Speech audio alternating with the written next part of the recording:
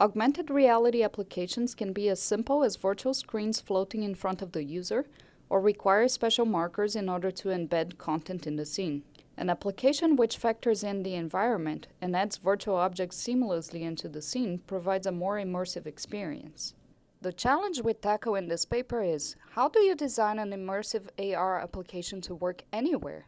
Consider a racing game, for example. A completely virtual game can be designed completely in advance. However, in an augmented reality racing game, we want the track to be exciting, winding between obstacles, climbing tables and chairs.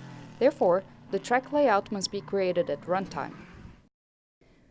We create a dynamic racetrack targeted to a room in the following manner. The developer specifies the required length of the track. Then, we analyze the room's geometry to locate horizontal surfaces we can use and avoid collisions with existing objects. We place key points, whose number is proportional to the length of the track in the room, on the detected horizontal surfaces. Each key point is within a set distance range from the next key point and has line of sight to it.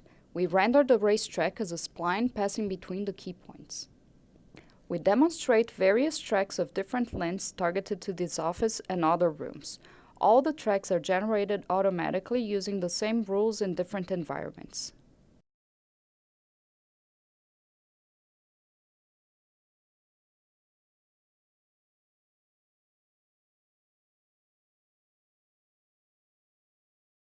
To illustrate our approach, consider a chess puzzle where the chess board is our room and the chess pieces are the application components. Let's say we want to place a black pawn, a black knight, and a white queen, such that the knight threatens the queen and the pawn does not. We term these rules self-consistency constraints, as they describe the relationship between application components. If the board is otherwise empty, there are many solutions which are relatively easy to find. However, if the board might contain obstacles which are not known beforehand, we can only find a solution once they are revealed. We add rules addressing the unknown environment, which we term scene consistency constraints. In this example, the chess pieces must not collide with existing objects on the board. Given the complete set of rules, we can now attempt to solve the chess puzzle anywhere. Now consider a room. Let's say our application has two objects in it, these guys. Their size is fixed, but we would like to position them in the room and set their facing.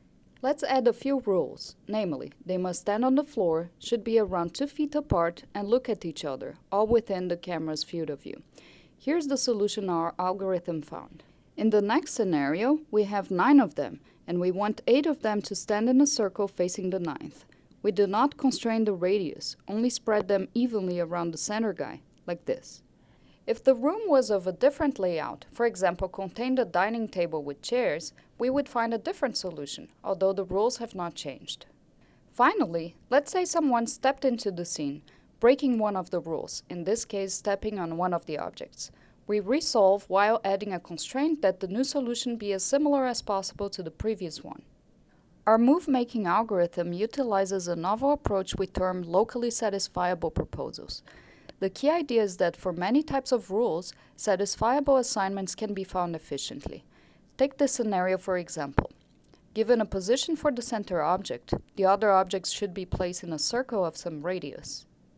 The position of a second object determines the radius and significantly reduces the sampling space for the rest of the objects. For details, please see the paper.